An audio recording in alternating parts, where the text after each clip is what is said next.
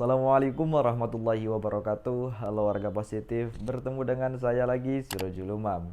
Di video kali ini saya ingin membahas sebuah komentar di kolom komentar video saya yang menurut saya ini cukup perlu dibahas karena komentarnya cukup menohok.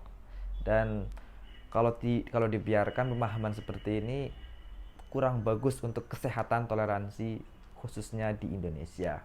Oke, saya akan bacakan komentarnya. Dari Yakobus Immanuel. Ini komentar yang pertama. Umat Islam yang mencari masalah dengan agama Kristen. Al-Quran menghina agama Kristen. Jadi yang salah bukan oknumnya, karena memang ajaran agama kalian itu menghina agama Kristen. Jelas Al-Quran harus dimusnahkan karena menghina agama Kristen, mengajarkan sesat kepada orang lain dengan mengatakan bahwa Alkitab yang telah dipalsukan. Alkitab itu adalah Injil yang asli. Alkitab hanya diterjemahkan dalam segala bahasa dan konteksnya masih sama dengan bahasa aslinya. Alkitab atau firman Allah itu terdapat 3 bahasa, Ibrani, Yunani, dan Arab. Dan Alkitab sekarang dengan bahasa aslinya itu konteksnya sama saja, hanya saja bahasanya yang diterjemahkan. Tapi Al-Quran kalian memfitnah bahwa Alkitab telah dipalsukan. Kami masih punya bahasa aslinya Alkitab. Oke, saya akan membahas komentar ini terlebih dahulu. Umat Islam mencari masalah dengan agama Kristen katanya. Al-Quran menghina agama Kristen, jadi yang salah bukan oknumnya, karena memang ajaran agama kalian itu yang menghina agama Kristen. Oke, sebenarnya Islam itu tidak ingin mencari masalah dengan siapapun. Ajarannya tidak ingin mencari masalah dengan siapapun. Gitu. Kita ya Islam kan gitu. Ajarannya seperti itu ya kita sampaikan seperti itu, kita praktekkan seperti itu. Gitu. Dan dia bilang, jelas Al-Quran harus dimusnahkan karena menghina agama Kristen, mengajarkan sesat kepada orang lain dengan mengatakan Alkitab telah dipalsukan. Alkitab itu adalah Injil. Oke. Kita orang Islam mempercayai adanya Injil. Karena itu juga salah satu kitab yang ada di milah Islam, yaitu sampai, maksudnya milah itu adalah ajaran yang dari nabi-nabi sebelumnya. Injil, Zabur, Taurat itu kita percayai, akan tetapi kitab-kitab itu memang sudah tiada karena sudah ada kitab yang terakhir, yaitu Al-Quran. Secara konsep menurut Islam pun, kalau ada kitab-kitab yang lain dan ada kitab Al-Quran dalam satu waktu, kan akan ada kontradiksi kan, berbeda itu pemahaman ayat dan semacamnya. Makanya Islam menganggap seperti itu, dan memang sejarahnya pun demikian yang kita dapat dan yang kita pahami. Ingat, yang kita dapat dan yang kita pahami menurut orang Islam. Dan apakah kita sengaja seperti itu, orang-orang Islam, untuk mengusik orang-orang Kristen? Tentu saja tidak. Tentu saja tidak. Kenapa demikian? Karena Islam memiliki pemahaman yang memang asli seperti itu dari Tuhan kita. Dan kita mempercayai itu. Kalau misalkan kita mempercayai Tuhan kalian, kita mempercayai pemahaman kalian, agama kalian, dan menganggap agama kalian benar juga gitu, ya kita pun ya udah pasti menjadi agama kalian juga. Makanya ada perbedaan dalam ajaran. Kita nggak usah munafik gitu, maksudnya pemahamannya pun memang sudah beda kan, sudah beda dari awal gitu. Di pemahaman kita ya Nabi Isa itu adalah nabi, sedangkan di agama Kristen itu adalah dianggap sebagai Yesus gitu. Dan kita bisa saja bilang ke orang Kristen itu namanya penghinaan. Maksudnya penghinaan kepada Tuhan kita. Karena Tuhan kita ya hanya satu, yaitu Allah. Yesus itu Nabi Isa itu adalah nabi, jangan dijadikan Tuhan juga. Saya juga bisa bilang seperti itu kepada kalian. Itu sebuah penghinaan juga. Akan tetapi saya juga bisa menghargai karena itu adalah pemahaman yang kalian dapat dan itu pemahaman yang kalian miliki. Kalau kita terus-terusan membesarkan hal ini, ya akan terjadi perselisihan saja, terus-menerus. Akan tetapi, bila ingin mencari titik temu, ya berdiskusi secara normal. Jangan saling caci-mencaci. Islam pun diajarkan tidak boleh mencaci Tuhan orang lain, tidak boleh, tidak boleh, gitu, nggak boleh.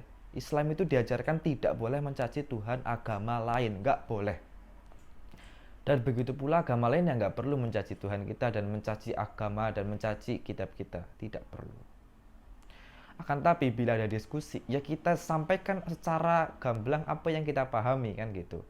Nggak perlu kita bilang, oh ya sebenarnya agama kamu juga benar kok, pemahaman juga benar kok.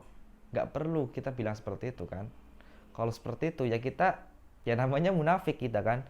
Dalam hati kita sebenarnya bilang itu salah, tapi kita bilang itu benar. Namanya itu munafik. Udah jelas gitu. Makanya saya bilang ya apa adanya, Islam seperti ini, dan menganggap memang ada kesalahan di agama kalian. Dan saya pun menghargai bila kalian bilang agama kita memang ada kesalahan menurut agama kalian, walaupun menurut saya tidak ada kesalahan, kan gitu. Disitulah muncul yang namanya toleransi, dimana walaupun kita berbeda pemahaman, baik itu Buddha, Hindu, Konghucu, Kristen, gitu kan, Protestan, Katolik dan semacamnya, akan tetapi walaupun berbeda-beda, tapi kita tetap bisa menghargai. Disitulah muncul yang namanya toleransi. Kalau semuanya Buddha, Hindu, Konghucu, Kristen, Protestan, Katolik dan semacamnya, Islam dan agama-agama yang lain itu satu pemahaman, ya buat apa ada agama yang berbeda-beda kan gitu.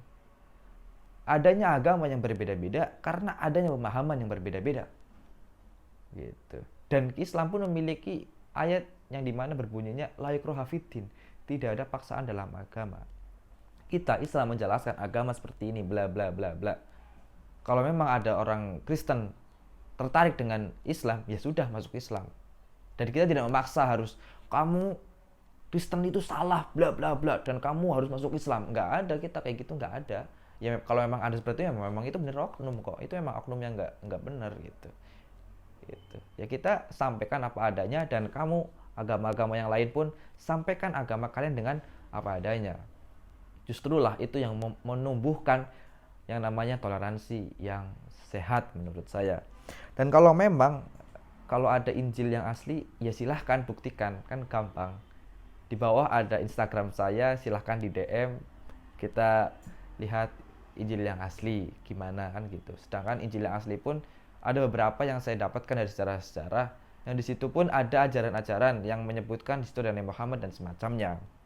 Dan saya coba lihat gitu, komparasi gitu. Kita saling berdiskusi saja. Kalau memang tidak ada pemahaman yang sama, tidak ada penyelesaian, ya sudah, yang penting kan kita diskusi dengan baik dan benar, tidak perlu saling menghina,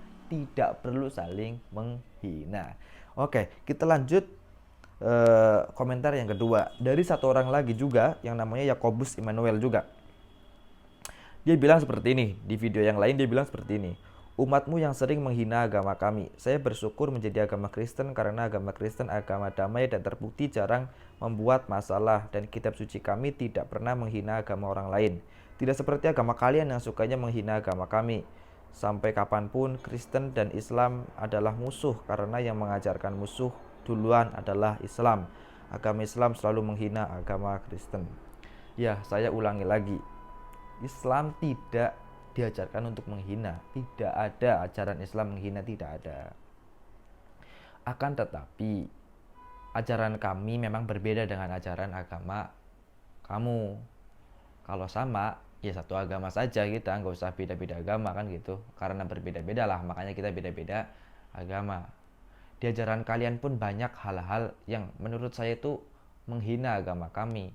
Akan tetapi itu kan ajaran kalian. Ya sudah, saya hanya bisa mentoleransi, walaupun saya tetap bilang itu hal yang salah menurut agama kami.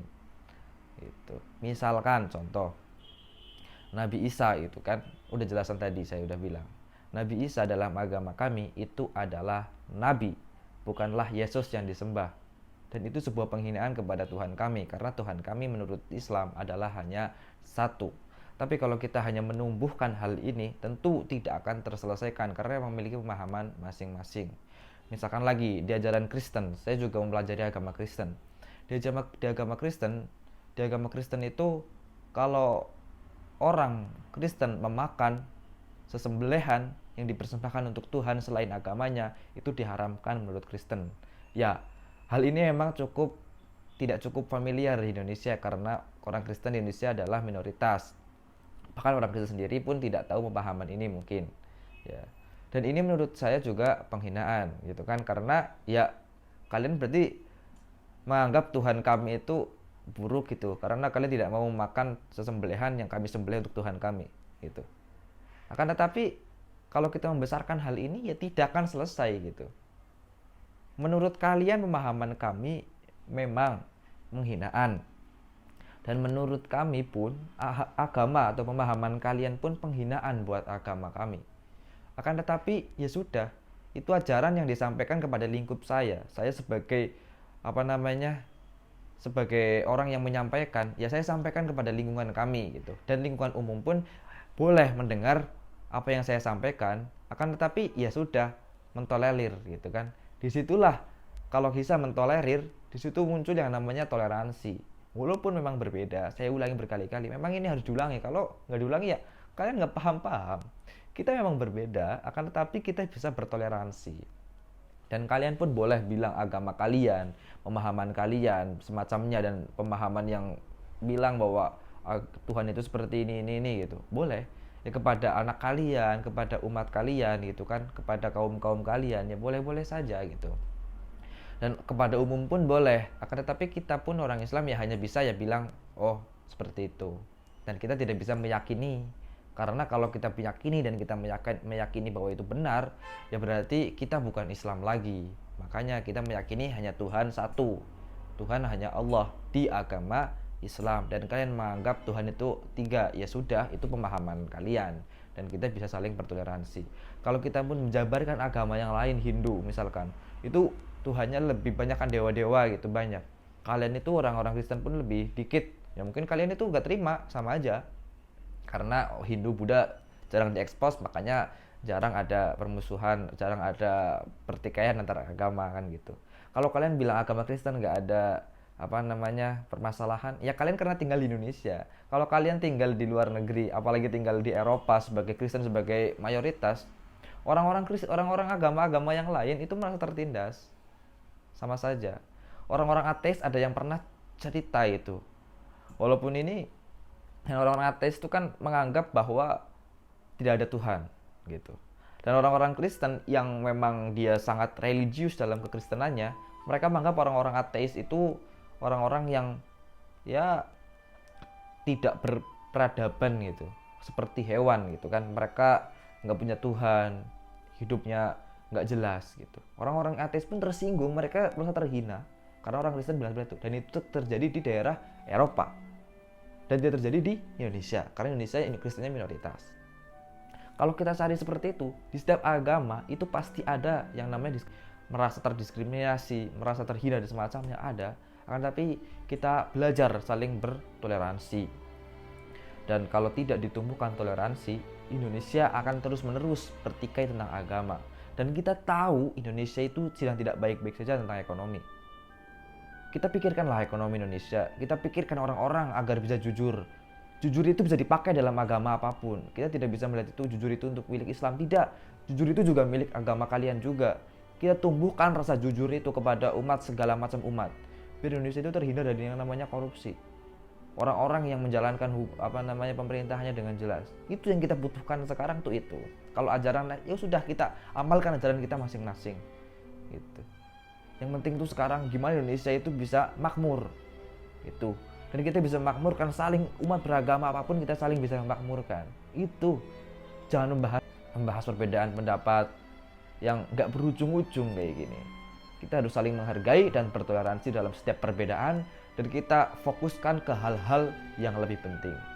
Mari bersama-sama, apalagi para pemuda seperti saya, ayo harus giat lagi gimana Indonesia harus lebih maju gitu, dan memberantas orang-orang yang orang-orang yang nggak jelas, yang tidak jujur. Dan kita orang-orang yang umur 20-an itu adalah generasi setelahnya nanti, yang dimana kita akan menjadi pemimpin di masa mendatang. Dan tumbuhkan rasa jujur di dalam diri kita, apapun agama kita semua itu, apapun, Kristen, Konghucu, Hindu, Buddha, Katolik dan semacamnya, apapun agamanya, kita itu tanggung jawab karena kita adalah pemimpin masa depan. Itu yang kita butuhkan. Itu permasalahan perbedaan yang nggak ada ujung-ujungnya itu bukan. bagaimana Indonesia yang punya kekayaan alam akan tetapi tidak pernah maju, itu yang menjadi PR kita semua. Semoga video ini bermanfaat, bisa mencerahkan dan bisa memberikan solusi gitu, dan bisa menyatukan antar umat beragama. Dan apabila kalian tidak suka ataupun ingin berkomentar, silahkan tulis di kolom komentar, kita diskusi gitu. Karena saya pun orangnya pun open, nggak ingin mendiskriminasi, nggak ada istilah diskriminasi gitu, nggak ada rasis, nggak ada apa, santai. Mari kita sama-sama berjuang untuk Indonesia. Terima kasih. Saya Surajul Umam. Assalamualaikum warahmatullahi wabarakatuh.